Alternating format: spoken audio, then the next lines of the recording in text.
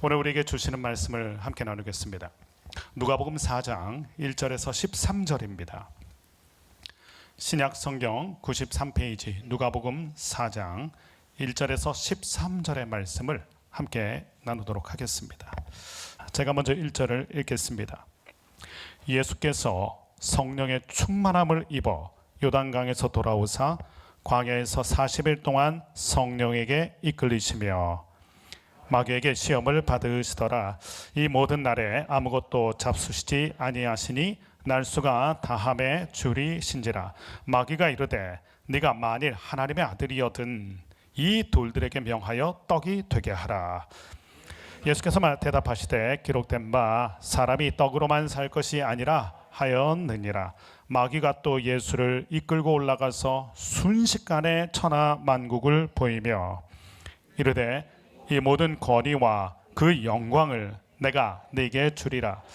이것은 내게 넘겨준 것이므로 내가 원하는 자들에게 주노라. 그러므로 네가 만일 내게 절하면 다 네 것이 되리라. 예수께서 대답하여 이르시되 기록된 바 주 너희 하나님께 경배하고 다만 그를 섬기라 하였느니라. 또 이끌고 예루살렘으로 가서 성전 꼭대기에 세우고 이르되 네가 만일 하나님의 아들이여든 여기서 뛰어내리라. 기록되었으되 하나님이 너를 위하여 그 사자들을 명하사 너를 지키게 하시리라 하였고 또한 그들이 손으로 너를 받들어 네 발이 돌에 부딪히지 않게 하시리라 하였느니라. 예수께서 대답하여 이르시되 주 너희 하나님을 시험하지 말라 하였느니라. 함께 읽겠습니다. 마귀가 모든 시험을 다한 후에 얼마 동안 떠나니라. 아멘. 우리가 지난번에는 아브라함 이야기를 함께 나눴습니다. 아브라함의 이야기, 성경 이야기를 통해서 우리가 보게 된 게 있습니다. 믿음이 어떻게 시작되는지, 그리고 또 그 믿음이 어떤 과정을 통하여 성숙하고 또 믿음의 절정, 하나님께서 이제야 내가 나를 경외하는 줄 알겠다. 믿음이 어떻게 싹을 틔우고 또 믿음의 장부가 되는지 아브라함의 인생 믿음 이야기를 통하여 그 믿음의 궤적을 우리가 함께 보면서 우리의 믿음을 생각하게 되었습니다. 오늘부터는 저희가 예수님 이야기를 좀 나누려고 하는데 예수님의 탄생부터 좀 나누려고 하다가 다음 달에 또 성탄절이 있잖아요. 그래서 성탄절이 있어서 그때 예수님의 탄생 이야기를 좀 성경 이야기를 좀 같이 나누고요. 오늘부터는 예수님의 공생애부터 저희가 이 말씀을 좀 나누려고 합니다. 왜 예수님 이야기를 나눠야 할까? 우리가 하나님의 자녀잖아요.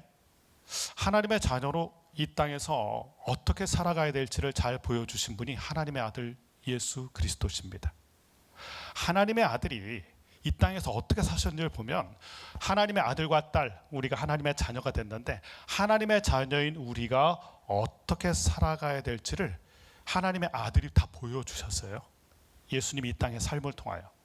그러므로 예수님의 삶을 통하여 우리가 하나님의 자녀가 된 우리는 어떻게 살아야 되는지, 그것을 우리가 함께 예수님 이야기를 통하여 나누고자 합니다. 오늘 첫 번째 함께 나누게 된 게 예수님의 시험을 받으시는 예수님의 시험 이야기입니다. 1절 말씀을 보면 이렇게 기록이 되어 있습니다. 성령의 충만함을 입어 요단강에서 돌아오사 광야에서 40일 동안 성령에게 이끌리셨다.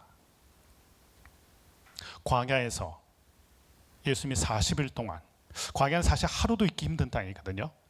근데 척박하고 외롭고 고단한 그 광야에서 40일 동안 있었는데 우리의 눈길이 가는 게 그 다음입니다. 성령에게 이끌리셨다. 성경 말씀은 언제나 우리가 어디에 있는지를 중요하게 여기지 않습니다. 우리가 누구와 함께 있느냐를 중요하게 다룹니다. 다윗을 보면 광야에서 굴 속에 있었습니다. 어두침침하고 캄캄하고 고독함을 느낄 수밖에 없는 그 굴에서, 그러나 그는 거기서 하나님을 뜨겁게 예배합니다.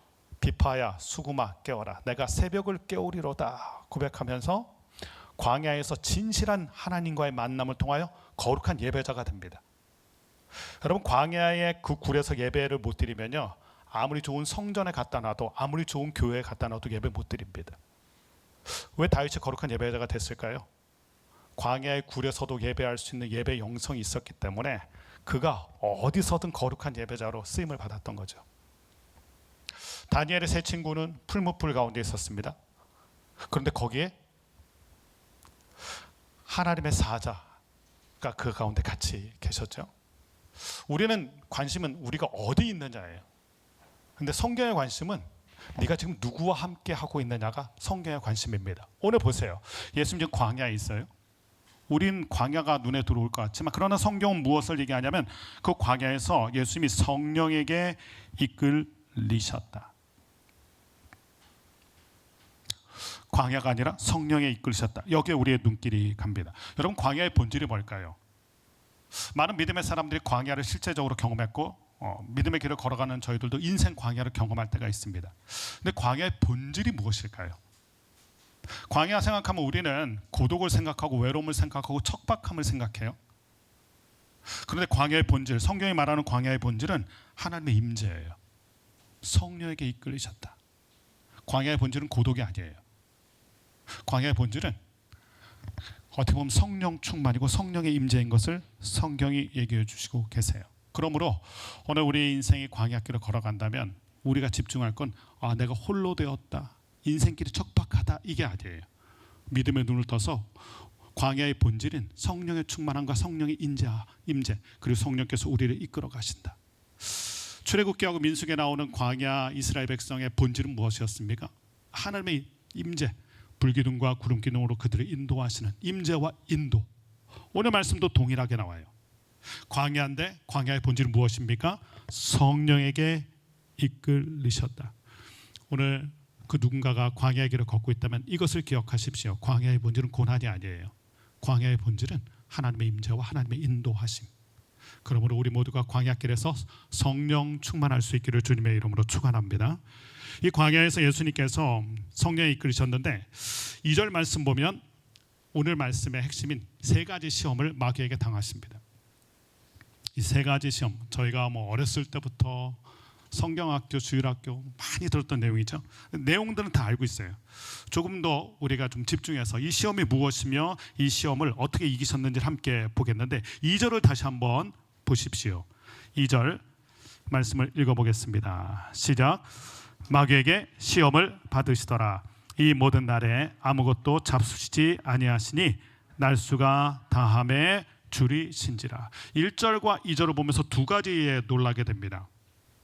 성령의 이끌림을 받았고 성령이 충만하신데도 마귀에게 시험을 받았다. 성령이 충만한데도 마귀의 시험을 받는다. 그러므로 우리가 과신할 게 아니라 늘 근신하는 마음을 가지고 깨어 있어야 됩니다. 성령이 충만해도 마귀의 유혹을 받아요. 두 번째 놀라게 된 건 예수님인데도 마귀에게 시험을 받으셨다는 거예요.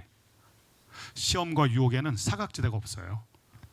성령 충만한 예수님도 시험을 받으세요. 제가 영락교에서 사역을 했을 때 처음으로 이제 사역한 데가 영락교회인데 한경진 목사님에 대한 얘기, 제가 사역할 때 한경진 목사님 돌아가셨거든요.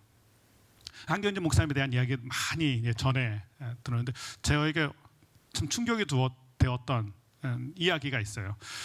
목사님께서 은퇴하신 다음에 남한산성에서 기거를 하셨던데 후배 목사님들이 많이 찾아가신 거예요. 목회 노하우나 또 목회 선물에서 어떤 멘토링을 받기 위해서 목사님을 많이 찾았던 거죠. 목사님이 아주 중요한 얘기를 목사님들에게 들려주셨는데 여러분도 잘 아실 거예요. 목사님들 예수 잘 믿으세요. 그 유명한 얘기를 하셨고요. 또 한 가지 중요한 얘기를 하셨는데 많은 분들이 그렇게 얘기한 거예요. 목사님의 영성, 그 깨끗한 영성, 탁월한 영성, 목사님은 어려움이 없었겠어요? 이렇게 질문하신 거예요. 그때 목사님께서 아닙니다. 제가 목회하는 동안에, 살아가는 동안에 매일매일 살얼음판을 걷는 것처럼 살았습니다. 그런 고백을 한영진 목사님이 하셨다는 거예요. 무슨 뜻일까요? 늘 깨어 근신하는 마음으로 나도 넘어질 수 있다. 나도 유혹을 받을 수 있다. 예수님도 시험했던 마귀. 그렇다면 저와 여러분은 어떻게 했어요? 성령 충만하신 예수님이 시험을 받았다면 우리들도 사실은 늘 시험에 노출이 되어 있는 거예요. 그러므로 우리가 늘 기억해야 됩니다.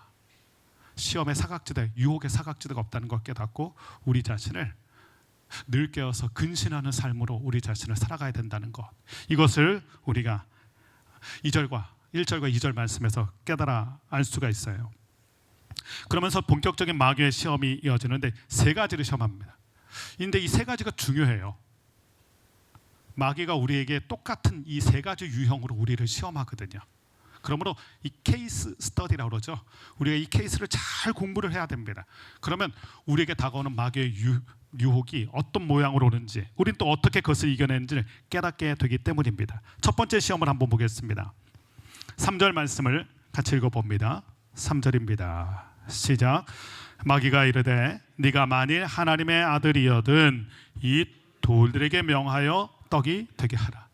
너무 유명한 시험이죠. 돌을 떡이 되게 한다.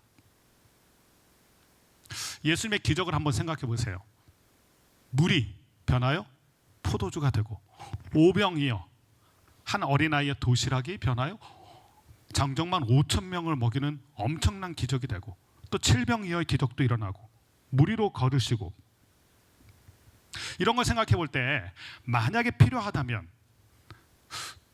돌이 변하여 떡이 되게 하는 것이 어려운 일은 아니었을 거예요. 예수님께 물을 포도주로 만들었던 분이고 오병이어로 그 많은 사람 먹였는데 돌을 떡이 되게 한다? 이것이 불가능하거나 어려운 일은 예수님께 사실은 아니에요. 우리가 첫 번째 이 시험과 유혹을 생각할 때 돌떡, 여기에만 눈이 많이 가는데 사실은 그 앞에를 잘 보셔야 돼요. 이렇게 유혹을 했어요. 네가 만일 하나님의 아들이어든, 네가 하나님의 아들인데 네 마음대로 하라. 네가 원하는 대로 하라. 너의 뜻대로 하라. 하나님의 아들이란 권세가 있고 그 힘이 있는데 네가 원하는 대로 해라. 네 마음대로 해라. 간혹 뉴스를 보면 권세가의 자제들, 재력가의 자제들이 그 뒷배경을 믿고 일탈을 행위하는 것, 무법천재일을 벌리는 일들 많이 보잖아요. 백이 워낙 튼튼하고 돈이 많고 권세가 있고 그러니까. 근데 조심해야 돼요. 아들이라면 마음대로 할 게 아니라 아들이라면 아버지의 뜻대로 해야 돼요. 네가 막 하나님의 아들이어든 네 마음대로 해라. 네가 원하는 대로 해라. 이게 마귀의 유혹의 핵심이에요. 에덴 동산에서 아담과 하와가 실패했습니다. 그렇게 하나님께서 아름다운 창조물로 만든 아담과 하와, 마귀가 유혹을 하죠. 어느 날 와서 유혹합니다. 동산 중앙에 있는 저 나무, 하나님이 금하신 것, 하나님 말씀하셔서 금하신 것, 그것을 먹으라는 거예요. 옛뱀, 그 마귀의 유혹은 그거죠. 말씀대로 하지 말고 네 마음대로 해라. 여러분, 마귀의 유혹이 바로 실체가 이거예요. 네 하나님이 말씀하셨다, 분명히 얘기했잖아요. 하나님이 금하신 것이다. 그런데 마귀는 이렇게 얘기해요. 아니다, 네 마음대로 해라. 네 뜻대로 해라. 너 좋을 대로 해라. 마귀의 유혹 앞에서는 우리는 이 두 가지 때문에 갈등이에요. 말씀대로 할 것인가? 내 마음대로 할 것인가? 마귀가 유혹하는 건 이것을 자극하는 거죠. 네 마음대로 해. 네가 하나님의 아들인데, 네가 하나님의 자녀인데, 네 인생인데 네 마음대로 해. 우리에게도 오늘날 동일하게 오는 유혹은 이거예요. 말씀대로 살지 마. 말씀대로 사는 게 우리한테 사실은 부자연스럽잖아요. 하나님이 금하신 것도 많고 내 마음대로 하고 싶은 게 있고 내 뜻대로 하고 싶은 게 있고, 마귀가 유혹할 때 항상 이것을 자극해요. 말씀대로 하지 말고 네 마음대로 해. 네 마음대로 돌이 떡이 되게 하라. 이 갈등을 우리가 조심해야 됩니다. 말씀대로 혹은 마음대로. 예수님께서 그 마귀의 시험에 대해서 이렇게 답을 하셨습니다. 4절 말씀 보면 사람이 떡으로만 살 것이 아니라 하였느니라. 이게 신명기 8장 3절의 말씀을 예수님께서 그대로 인용하신 건데, 신명기 8장 3절 말씀 보면 더 정확하게 이렇게 나와 있어요. 이 말씀을 저희가 한번 주의해서 읽어보겠습니다. 같이 읽어봅니다. 시작. 너를 낮추시며 너를 줄이게 하시며 또 너도 알지 못하며 내 조상들도 알지 못하던 만나를 내게 먹이신 것은 사람이 떡으로만 사는 것이 아니요 여호와의 입에서 나오는 모든 말씀으로 사는 줄을 내가 알게 하려 하십니다. 이 떡은 우리가 잘 아는 그 만나죠. 만나. 어느 날 이스라엘 백성들이 아우성하면서 하나님 앞에 나와서 모세를 탓하기 시작합니다. 그리고 하나님에 대한 원망도 쏟아놓죠. 이 광야에서 우리를 굶어 죽게 하려고 여기로 데려왔냐. 그때 하나님께서 이 만나의 은혜를 주셨는데, 만나를 어떻게 주셨냐면요, 땅에서 솟아나게 한 게 아니라 모든 먹을 건 우리 땅에서 구하잖아요. 근데 땅에서 주지 않고 하늘을 여시고 하늘에서 이 만나를 내려주셨어요. 자, 왜 하늘을 여셨을까요? 하늘의 하나님 바라보라고, 하늘의 하나님이 주시는 걸 깨닫게 하려고 하늘을 열고 주신 것이죠. 그러면서 이 말씀을 하셨어요. 떡으로만 사는 게 아니라 말씀으로 사는 줄을 내가 알게 하려 하십니다. 예수님이 왜 이 말씀을 인용하셨을까요? 마귀의 유혹의 핵심 뭐라고요? 왜 말씀대로 사니? 마음대로 사는 게 편한데, 네 인생인데. 여러분 꼭 조심해야 돼요. 우리의 인생, 우리가 주인공으로 살아가죠. 그러나 우리의 인생의 주인은 누굽니까? 하나님이에요. 그래서 우리가 이 하나님을 잘 보고 하나님의 뜻대로, 그 말씀대로 살아가야 그 인생을 주신 하나님의 뜻대로 인생을 살아갈 수 있어요. 그런데 마귀는 언제나 우리에게 탈선을 조장하죠. 네 인생이야, 네 마음대로 해도 돼. 이게 마귀의 유혹의 핵심이에요. 네가 하나님의 아들이거든, 네 마음대로. 예수님께 답을 주셨어요. 마음대로 할 게 아니라 하나님의 말씀대로 살아야 된다. 아들이라면 마음대로 살아서는 안 돼요. 아들이기 때문에 하나님의 뜻대로 살아야 됩니다. 근데 마귀는 항상 우리에게 그런 유혹을 주죠. 마음대로 살아라. 네가 하나님의 아들이거든 돌이 떡이 되게 하라. 마음대로, 원하는 대로. 이때 예수님이 줄이셨다고 그랬잖아요. 그러니까 예수님의 약점을 잘 이용해서 그때 네가 하고 싶은 대로, 네가 원하는 대로. 그러나 예수님은 마음대로가 아니라 말씀대로라고 말씀하셨어요. 말씀대로 사는 것을 우리는 순종이라고 얘기해요. 마음대로 사는 것은요, 자유입니까? 아니요, 그건 방종이죠. 말씀대로 사는 것을 우리는 순종의 인생이라고 얘기하고요, 순종의 삶이라고 얘기하고요, 마음대로 사는 것을 성경은 방종이라고 얘기해요. 마귀가 우리를 자극하는 유혹은 뭘까요? 마음대로 살아. 여러분, 마음대로 살면 어떤 일이 일어날까요? 성경이 다 보여줘요. 믿음의 사람들의 실패담을 통해서 다 보여줘요. 마음대로 살다가 요나가 자기 생각대로 하나님 뜻이 아니라 반대 방향으로 가고요, 청개구리가 되는 거죠. 마음대로 살면 다 우리는 탈선의 길을 걷게 되고, 마음대로 살게 되면 우리는 불순종의 길을 걷게 돼요. 그것을 방종이라고 얘기하는 거예요. 예수님은 분명히 얘기해 주세요. 네 인생이니까 네 마음대로 살아라. 네 뜻대로 해도 된다. 근데 예수님 얘기하세요. 아들이기 때문에 마음대로 해서는 안 되고, 아들이기 때문에 말씀대로 살아야 된다. 저와 여러분도 마찬가지. 우리가 하나님의 자녀이기 때문에 마음대로 살아서는 안 돼요. 하나님의 자녀이기 때문에 말씀대로 살아야 한다. 이것을 예수님께서 알려주시고 이것을 통하여 승리하게 하신 것입니다. 마귀의 첫 번째 유혹의 패턴은, 그래서 우리가 잘 기억해야 돼요. 늘 마귀는 우리한테 그렇게 얘기해요. 네 인생인데, 네 건데, 네 마음대로 해도 되는데. 그때는 우리는 생각해 봐야 돼요. 그것이 말씀대로 되는 것인가? 내가 말씀 안에 있는 것인가? 내가 말씀을 이루는 인생이 되는가? 아니면 내 뜻을 이루는 인생이 되는가? 예수님 이것을 한 번도 놓친 적이 없어요. 마지막 예수님의 십자가 자리까지 예수님은 나의 원대로 마옵시고 아버지의 뜻대로. 아들이기 때문에 아버지의 뜻대로. 성경 말씀 보면 아버지랑 가장 가까이 있는데 아버지의 마음을 몰랐던 비유 하나가 나오죠. 탕자의 비유. 첫째 아들. 아버지와 같이 있어요. 근데 비극은 뭡니까? 아버지랑 같이 있는데 아버지의 마음이 없어요. 자기 마음대로, 자기의 뜻대로. 마귀가 늘 자극하는 게 이거예요. 그러므로 성도와 교회가 되는 우리는 마음대로 사는 인생이 아니라 말씀대로 사는 인생이다. 이것을 첫 번째 유혹을 통하여서 예수님께서 알려주세요. 자, 두 번째 시험을 한번 보겠습니다. 마귀가 우리를 어떻게 자극하고 무엇을 자극하는지 5절부터 7절의 말씀, 두 번째 시험의 내용을 같이 한번 보겠습니다. 함께 있습니다. 시작. 마귀가 또 예수를 이끌고 올라가서 순식간에 천하 만국을 보이며 이르되 이 모든 권위와 그 영광을 다 내게 주리라. 이것은 내게 넘겨준 것이므로 내가 원하는 자에게 주노라. 그러므로 네가 만일 내게 절하면 다 내 것이 되리라. 첫 번째 눈에 들어오는 게 이 마귀가 또 예수를 시험했다는 거예요.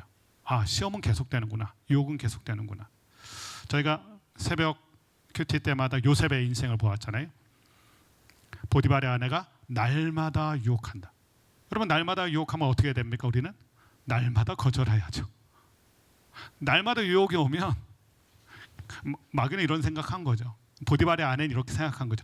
10번 찍어 넘어가지 않는 나무가 없다. 이런 생각한 거죠. 날마다 유혹이 되면, 찾아오면 우리는 방법은 하나예요. 날마다 거절해야 되는 거예요. 마귀가 또 예수를 시험하였다. 이 두 번째 시험은 이렇게 돼 있죠. 순식간에 천하 만국을 보였다. 순식간에. 여러분이 이 단어 조심해야 돼요. 순식간에. 순식간에 보여준 건요, 여러분 잘 기억하세요. 순식간에 사라집니다. 순식간에 탁 들어오기 때문에 그거 내 거 같고 그걸 내가 누릴 수 있을 것 같잖아요. 순식간에 보여줬다는 건 순식간에 사라지게 할 수 있다는 거예요. 눈앞에 보였던 그것이요, 영원하지 않아요. 잠깐 보여준 미끼일 뿐이에요. 미끼는 영원하지 않거든요. 미끼가 먹이가 되는 일은 없어요. 미끼가 내 삶이 되는 일은 없어요. 미끼는 낚아채기 위해서 있는 것이죠. 그러면서 이렇게 얘기해요. 다 내게 주리라. 다 내게 주리라. 사기꾼이 늘 하는 말이 뭐예요? 다 이거 네 거 된다. 너의 것이다. 그러나 주는 것이 아니라 더 뺏기 위한 미끼인 것을 우리는 잘 압니다. 자, 에덴 동산으로 다시 한번 돌아가 보겠습니다. 첫 번째 유혹도 그랬고요. 두 번째 유혹도 에덴 동산에서 비슷한데 마귀가 이렇게 됐어요. 이렇게 유혹합니다. 네가 이것을 먹게 되면, 그 마신 것을 먹게 되면, 마음대로 하게 되면 너는 하나님처럼 될 것이다. 이렇게 얘기했어요. 하나님처럼. 굉장히 그럴듯해 보이지 않습니까? 오늘 두 번째 마귀의 유혹과 비슷하잖아요. 이 모든 것을 다 취하게 되면 얼마나 대단한 사람이 되겠어요. 순식간에 보여준 그 영광과 권세와 능력, 그것이 다 내 거가 된다면 하나님처럼 될 것 같잖아요. 근데 결론은 어떻게 됐습니까? 하나님처럼 되지 않고요, 유혹했던 마귀처럼 됐어요. 하나님의 영광을 잃어버리게 되잖아요. 하나님처럼 될 것이다. 절대 하나님처럼 되지 않습니다. 오히려 마귀처럼 되는 일이 있어요. 그리고 순식간에 보여준 거 순식간에 가져갑니다. 이것이 두 번째 마귀의 유혹인데, 그 마귀의 유혹에 대해서 예수님께서 어떻게 또 말씀으로 물리치시는지 8절 말씀을 보십시오. 이 유혹은 어떻게 이겨야 되는가? 8절 말씀을 같이 한번 읽어보겠습니다. 8절입니다. 시작. 예수께서 대답하여 이르시되 기록된 바 주 너희 하나님께 경배하고 다만 그를 섬기라 하였느니라. 이 말씀도 신명기 말씀을 가지고 한 것이거든요. 근데 신명기 6장의 말씀인데 13절 말고 10절부터 13절까지 좀 읽어볼 필요가 있어요. 이것은 저희가 한번 같이 10절부터 13절까지 읽어보겠습니다. 시작. 내 하나님 여호와께서 내 조상 아브라함과 이삭과 야곱을 향하여 내게 주리라 맹세하신 땅으로 너를 들어가게 하시고 네가 건축하지 아니한 크고 아름다운 성읍을 얻게 하시며 네가 채우지 아니한 아름다운 물건을 가득한 집을 얻게 하시며 네가 파지 아니한 우물을 차지하게 하시며 네가 심지 아니한 포도원과 감람나무를 차지하게 하사 내게 배불리 먹게 하실 때에 너는 조심하여 너를 애굽 땅 종되었던 집에서 인도하여 내신 여호와를 잊지 말고 내 하나님 여호와를 경외하며 그를 섬기며 그의 이름으로 맹세할 것이니라. 모세가 신신당부한 거예요. 너희가 이제 가나안 땅에 들어가게 될 텐데 너희 눈을 홀리는 게 있을 것이다. 크고 아름답고 풍성한 모든 것을 이제 보게 될 것이다. 그때 어떻게 된다고요? 하나님을 잊게 될 것이다. 마귀가 여러분에게 그럴듯한 것을 보여주는 이유가 있어요. 마귀가 우리에게 그럴듯한 것을 보여줄 이유가 있습니다. 그것을 통하여 우리의 눈을 멀게 만들어요. 그리고 하나님을 잊게 만듭니다. 크고 아름다운 성을 보면서, 사람의 권세와 능력을 보면서 하나님을 잊게 돼요. 사람을 숭배하게 되고, 그 가나안 땅의 이방 신을 섬기게 되고 하나님을 잊어버리게 된다. 마귀가 우리에게 강하고 어떤 자극적인 것을 보여줄 때마다 노리는 게 있어요. 하나님을 흔적을 지워버려요. 하나님을 잊게 만들어요. 사람 때문에 하나님을 잊게 되고요, 돈 때문에 하나님을 잊어버리게 되고, 자리 때문에 하나님을 잊어버리게 되고, 그 화려함에 취해서 마음을 빼앗겨버리고 한눈 팔게 하는 것, 이게 마귀의 유혹이에요. 마귀는 시시한 것 가지고 우리들의 시선을 뺏지 않습니다. 굉장히 강렬하고 굉장히 화려하고 멋지고 아름다운 것을 통해서 우리의 영적인 시선을 뺏어버려요. 이게 마귀의 유혹의 두 번째 특징이에요. 그러나 이런 말이 있죠. 태양을 본 사람은 촛불에 마음을 뺏기지 않는다. 예수님께서 뭐라고 답을 하셨어요? 주 너희 하나님께 경배하고 다만 그를 섬기라. 하나님의 영광을 본 사람, 예배를 통하여서 그 천국의 기쁨을 맛본 사람, 쾌락이 아니라 희락을 맛본 사람. 여러분, 희락을 맛보지 못한 사람은 쾌락이 다 뺏깁니다. 하늘의 기쁨을 모르는 사람은 세상 기쁨의 마음 다 뺏기게 돼요. 하나님의 영광을 보지 못한 사람은요, 세상 영광의 마음을 다 뺏깁니다. 이게 마귀의 유혹의 실체예요. 그러면 이 마귀의 유혹을 이기려면 어떻게 됩니까? 예수님의 말씀처럼 예배의 기쁨을 알아야 돼요. 하나님과 교제의 기쁨을 알아야 돼요. 편안함이 아니라 평안함을 맛봐야 되고요, 쾌락이 아니라 희락을 맛봐야 돼요. 이 거룩함을 맛보게 될 때 세상이 주는, 마귀가 특별히 자극제로 미끼로 쓰는 육신의 정욕, 안목의 정욕, 이생의 자랑, 이것이 아무것도 아닌 줄 알고 포기할 수 있어요.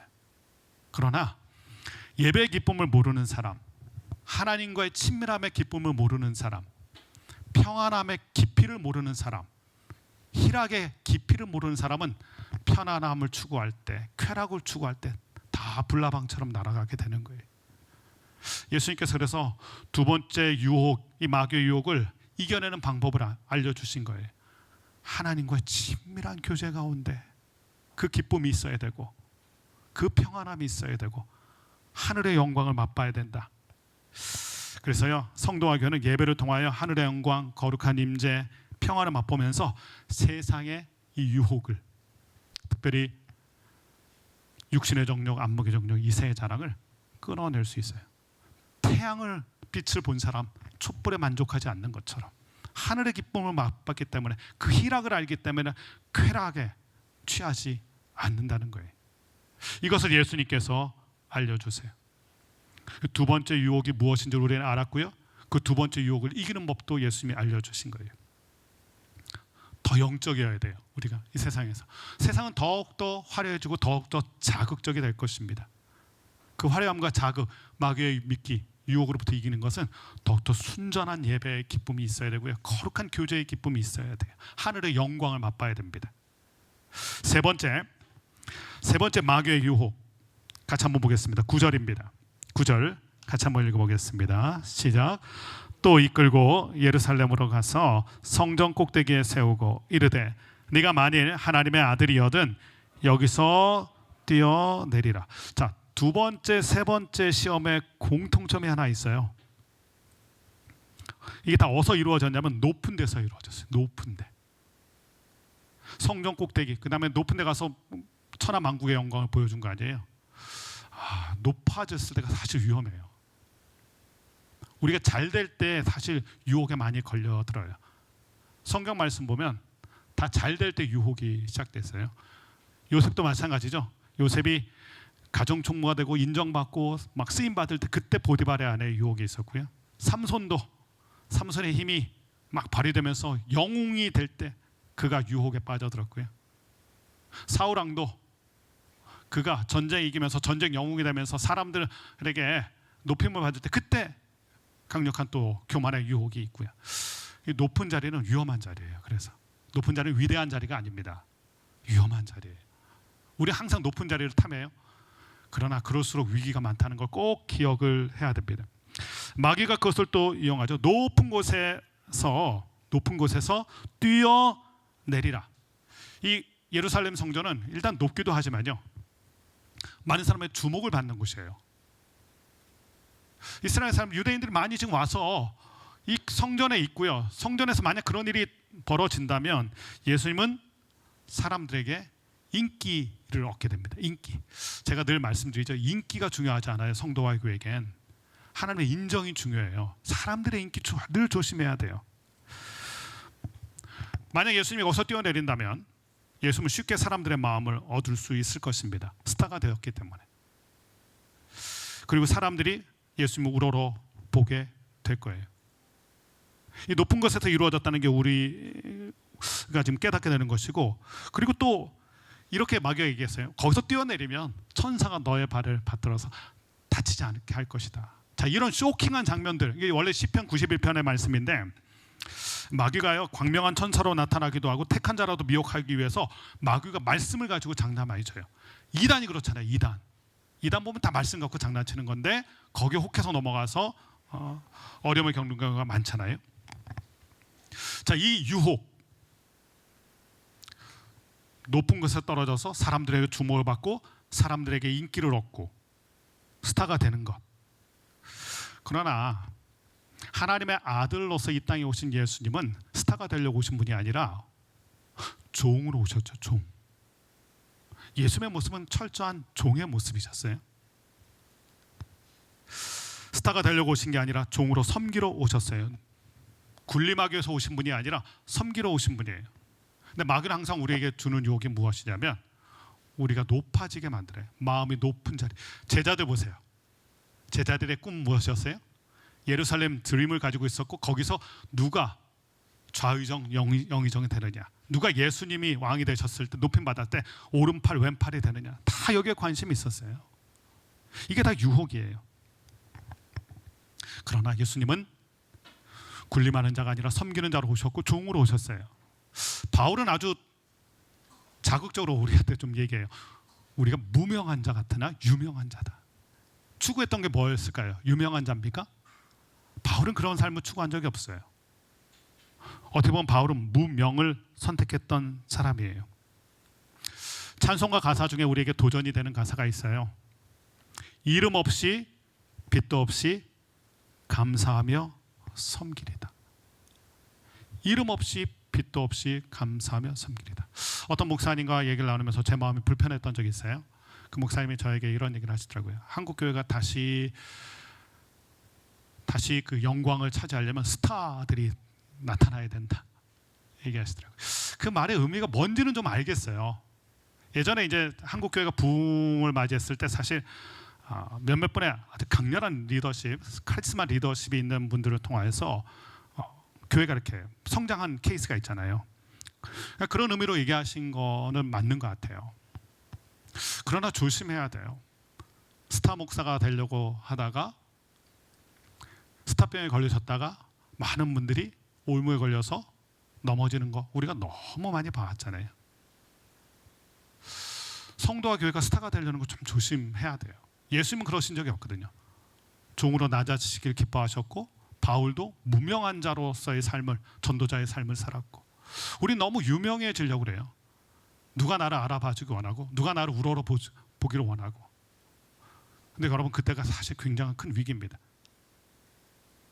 우리가 자꾸 넘어지는 곳이 바로 그 높은 자리이기 때문에 그렇습니다. 예수님은 얘기하시죠. 이것에 대해서 이렇게 뛰어내리라 했더니 예수님이 12절 말씀 보면 주 너희 하나님을 시험하지 마라.